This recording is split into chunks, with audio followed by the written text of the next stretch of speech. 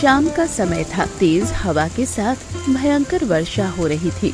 अर्जुन अपने घर की खिड़की से बाहर हो रही वर्षा को देख रहा था कि तभी किसी ने उसके घर का दरवाजा खटखटाया। अर्जुन ने दरवाजा खोला तो सामने उसका मित्र अशोक खड़ा था। अशोक, तुम इस समय? क्या बात है? अर्जुन, हम दोनों जिस खजाने को ढूंढ रहे थे ना, वो मुझे मिल गया। ये सुनकर अर्जुन चौंक गया। क्या तुम सच कह रहे हो? हाँ अर्जुन, मैं सच कह रहा हूँ। वो खजाना जंगल की गहराइयों में एक टूटे हुए खंडहर के अंदर मौजूद है। मैं जंगल में शिकार करने गया था। जब मैं वहाँ से गुजर रहा था तो मैंने देखा उस खंडहर के अंदर से सोने रोशनी जगमगा रही थी। जरूर उस खंडहर के अंदर सोना होगा। याद है तुम्हें? कुछ समय पहले जंगल के एक बूढ़े ने उस खंडहर के अंदर इस खजाने का जिक्र किया था और कहा था कि वहाँ इतना सोना है कि वहाँ से गुजरने वालों को दूर से ही सोने रोशनी नजर आती है। मेरे मित्र, कल सुबह ही उस टूटे हुए खंडहर की ओर हम लोग चलेंगे। नहीं, मुझे सब्र नहीं होता। चलो ना, हम दोनों अभी इसी समय चलते हैं। ठीक है, मैं अपनी बहन को बोल कर आता हूँ। इतना कहकर अर्जुन अपने घर के अंदर चला गया। दोनों बहनें गौरी और राधा वहीं बैठी थी। सुनो, कुछ देर बाद मैं घर पर आऊँगा। भैया, लेकिन आप इस समय तो शिकार पर नहीं जाते। राधा ठीक कह रही है भैया। मुझे तो लगता है आपको शिकार पर जाना भी नहीं चाहिए, क्योंकि वर्षा बहुत तेज हो रही है। चिंता मत करो, जिस काम के लिए मैं जा रहा हूँ ना, अगर वो काम सफल हो गया तो फिर मैं कभी शिकार पर नहीं जाऊंगा। इतना कहकर अर्जुन अपने घर से बाहर निकल गया।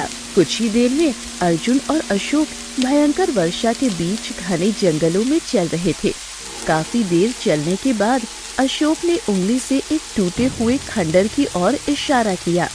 वो देखो अर्जुन, सोने किरणें जगमगा रही हैं। यही वो खंडहर है। अर्जुन और अशोक जैसे ही उस खंडहर के अंदर गए, उनकी आंखें फटी की फटी रह गई। उस टूटे हुए खंडहर के अंदर बहुमूल्य सोने का भंडार रखा था। बाप रे, यहाँ तो बहुत सारा खजाना है। इतना खजाना तो किसी राजा महाराजा के पास भी नहीं होगा। अरे, हम तो इस संसार के सबसे धनी व्यक्ति बन गए। लेकिन अशोक की आंखों में लालच आ चुका था। हम नहीं, मैं मेरी भूल थी जो मैं तुझे अपने साथ यहाँ ले आया। काश कि जब मैं पहले यहाँ से गुजरा था, उसी समय इस खंडहर के अंदर चला जाता और इस खजाने को देख लेता, तो मैं तुझे कभी यहाँ नहीं लाता। लेकिन कोई बात नहीं, यह खजाना मेरा है। ये सुनकर अर्जुन चौंक गया। तुझे क्या हो गया है अशोक? अरे कुछ नहीं हुआ है, बस मेरी आंखें खुल गई है। ये खजाना मैंने ढूंढा है, इसलिए मेरा इस पर अधिकार है। इतना कहकर अशोक सोने के सिक्कों की ओर बढ़ा। जैसे ही उसने सोने के सिक्कों को स्पर्श किया, अगले ही पल रंग बिरंगी किरणें चमकी और वो पत्थर की मूर्ति में परिवर्तित हो गया। हे भगवान, ये तो पत्थर का बन गया। इसका मतलब ये खजाना मायावी है। जरूर यहाँ कोई रहस्यमय शक्ति है। मुझे यहाँ से वापस जाना चाहिए। अर्जुन वापस जाने ही वाला था कि तभी उसके मन में एक विचार आया।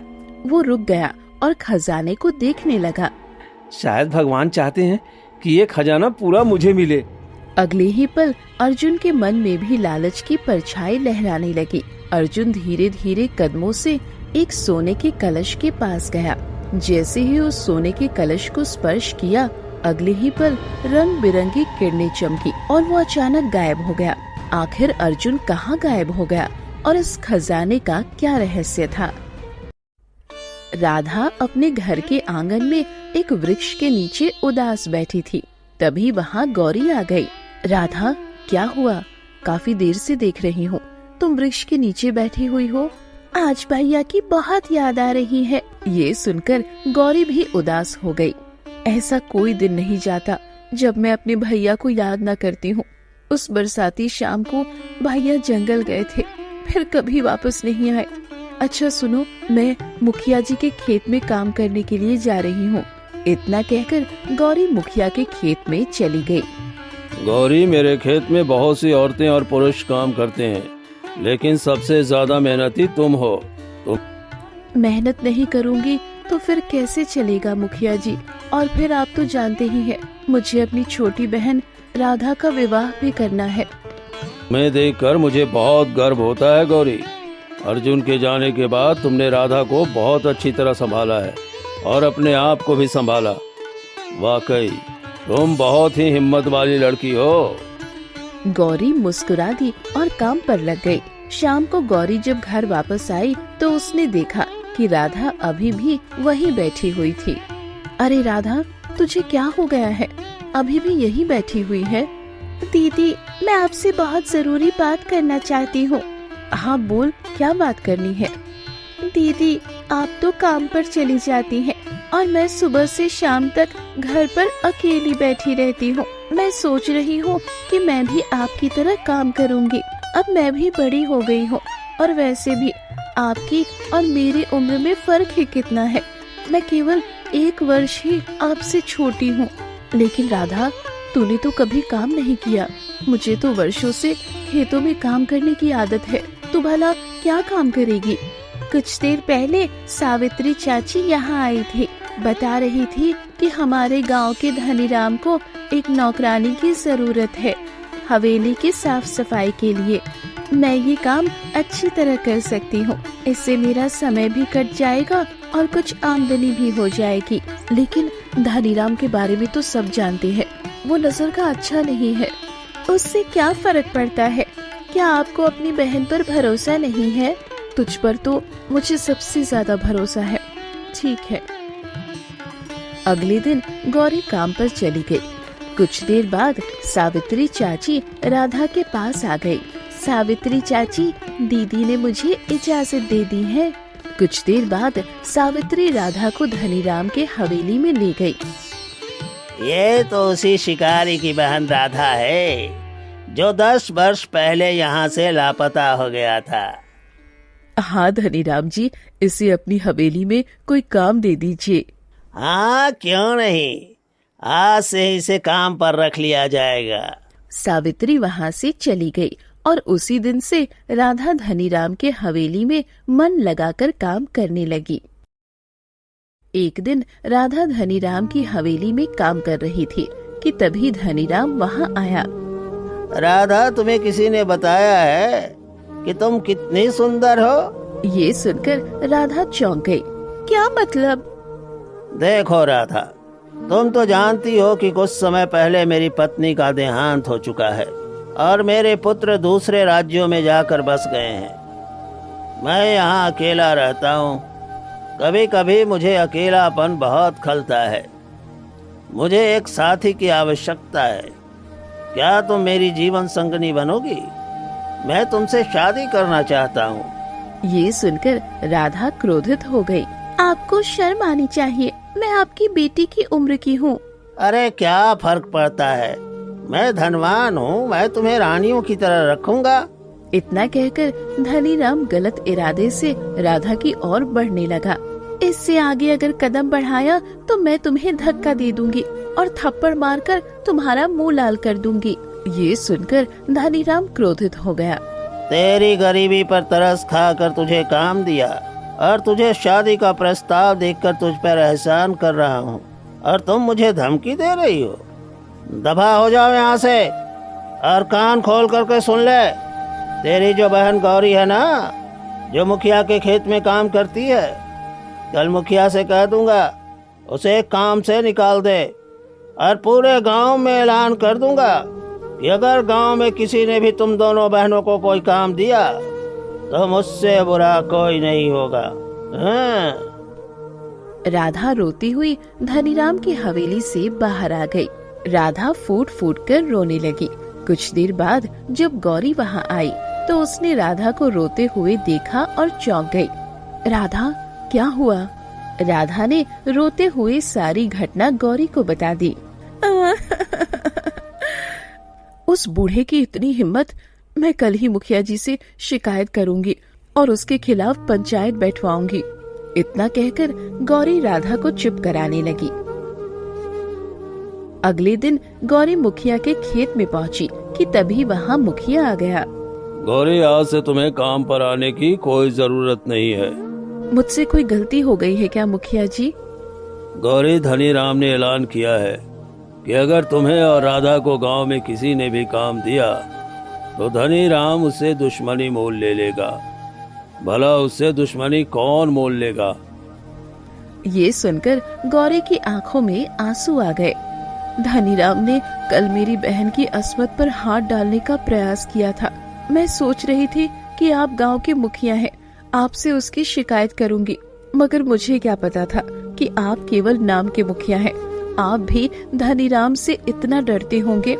ऐसे डरपोक इंसान के यहाँ मुझे भी काम नहीं करना। इतना कहकर गौरी वहाँ से चली गई। गौरी हर घर का दरवाजा खटखटाने लगी, लेकिन किसी ने भी गौरी को काम नहीं दिया। निराश होकर गौरी घर वापस आ गई और रोने लगी। तभी उसकी बहन राधा वहाँ आ गई। क्या हुआ दीदी? गौरी ने सारी घटना राधा को बता दी। किसी ने भी मुझे काम नहीं दिया, सब मेरी गलती है। सब कुछ अच्छी तरह चल रहा था, लेकिन मुझे ही अपना अकेलापन दूर करने की ना जाने क्या सूझे और मैं धनीराम की हवेली में काम मांगने पहुंच गई। अब क्या होगा दीदी? घर पर अनाज भी केवल कुछ दिनों का ही बचा है। माँ जिंदा थी तो हमेशा यही कहती थी कि जो होता है अच्छे के लिए होता है। इतना कहकर गौरी आंखों में आंसू लिए घर से बाहर निकल गई और जंगल की ओर चल दी। गौरी जंगल में एक तालाब के किनारे जाकर बैठ गई और फूट फूट कर रोने लगी।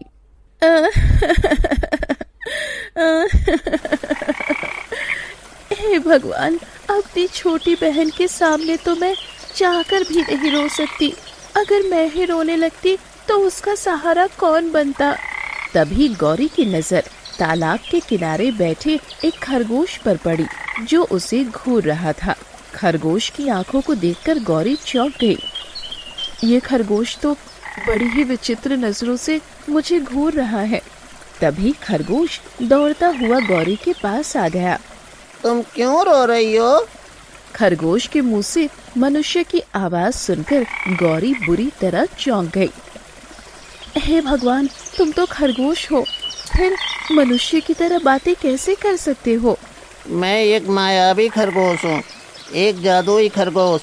तुम्हारी किस्मत बदल सकता हूँ, लेकिन मेरी एक शर्त है। कैसी शर्त? मुझे अपने घर ले जाओ और मेरी सेवा करो, उसके बाद तुम मेरा चमत्कार देखना। लेकिन मैं तुम पर कैसे भरोसा करूं? हो सकता है कि तुम कोई राक्षस हो या कोई पिशाच।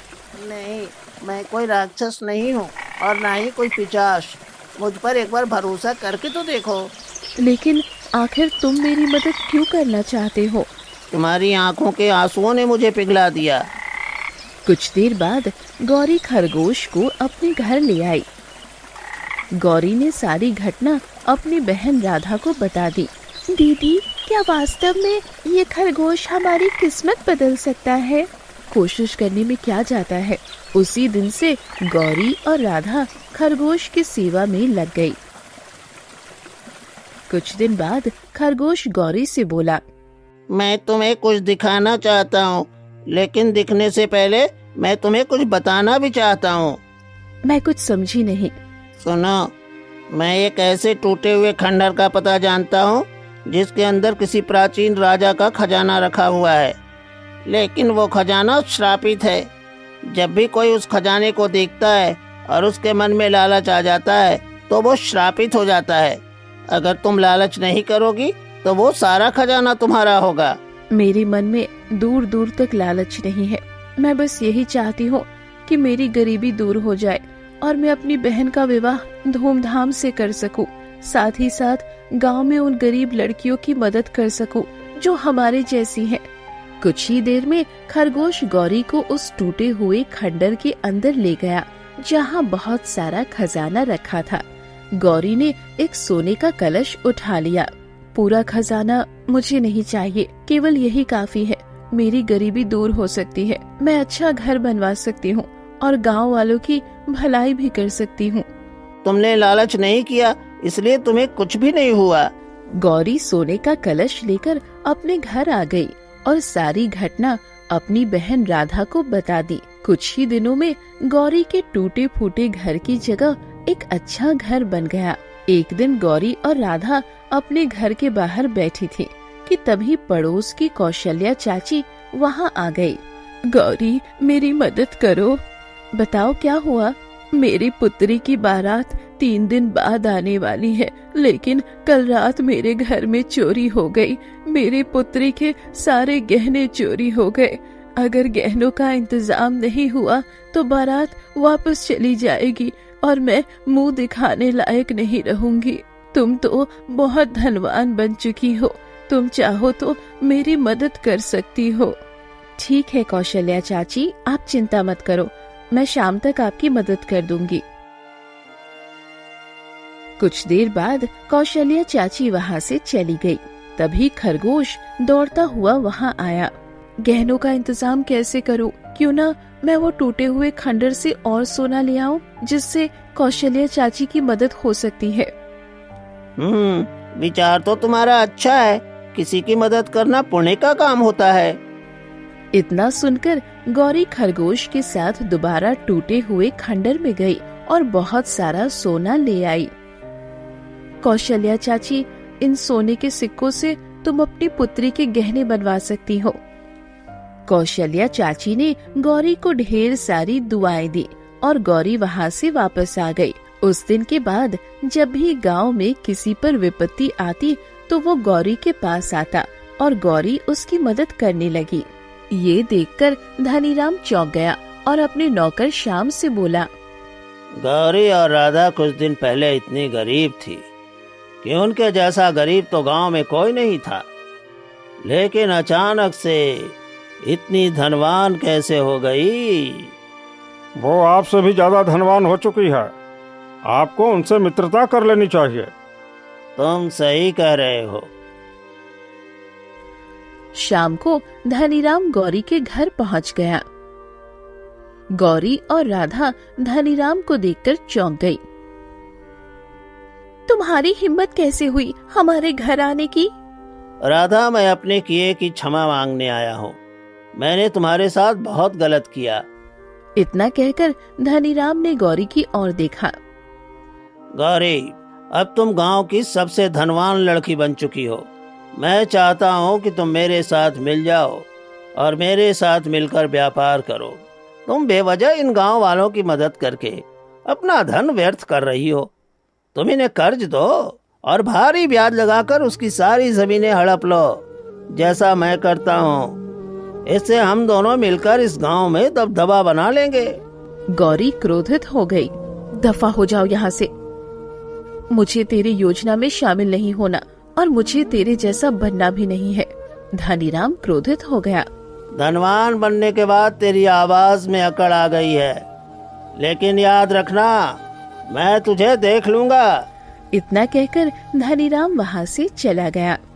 धनीराम ने सारी घटना अपने नौकर श्याम को बताई। ये तो बहुत बड़ी बेइज्जती है आपकी। अब आप क्या करेंगे? कोई न कोई रहस्य जरूर है जिससे गौरी और राधा धनवान बनी है। बात तो आपकी सही है। आज के बाद गौरी और राधा के ऊपर नजर रखना शुरू कर दो। उसी दिन से श्याम गौरी और राधा पर नजर रखने लगा। एक दिन गौरी बैठी थी कि तभी खरगोश वहाँ आया। जब से तुम दोनों धनवान बनी हो, गांव में खुशहाली आ गई है। सब तुम्हारी वजह से हुआ है। जिस दिन तुम मुझे मिले थे उस दिन मैं बहुत परेशान थी। उस दिन मैं बहुत परेशान थी, लेकिन तुमसे मिलने के बाद मेरी और मेरी बहन का भाग्य ही बदल गया। अच्छा सुनो, कल बिरजू काका की बेटी की भी शादी है और वो बहुत ज्यादा गरीब है। हमें उनकी बेटी के दहेज का इंतजाम करना है। तो चिंता क्यों करती हो? इससे पहले तुमने जितने लोगों की मदद की है, टूटे हुए खंडर से खजाना लाकर की है। कल भी इसी खंडर में जाकर खजाना ले आएंगे और तुम बिरजू काका की मदद कर देना। दूर से श्याम ये सब देख रहा था। वो दौड़ता हुआ धनीराम के पास गया और सारी घटना बता दी। धनीराम जी, मैंने अपनी आँखों से देखा है। वो खरगोश मनुष्य की तरह बातें कर रहा था और टूटे हुए खंडर के अंदर छिपे खजाने की बात कर रहा था। ये सुनकर धनीराम चौंक गया। ये क्या बकवास कर रहे हो? खरगोश मनुष्य की तरह बातें कर रहा था। मैंने जो कुछ भी बताया वो सत्य है। ये सुनकर धनीराम उठकर खड़ा हो गया। अगर ऐसी बात है तो कल गौरी उस खरगोश के साथ जरूर उस टूटे हुए खंडहर में जाएगी। हम दोनों उसका पीछा करेंगे।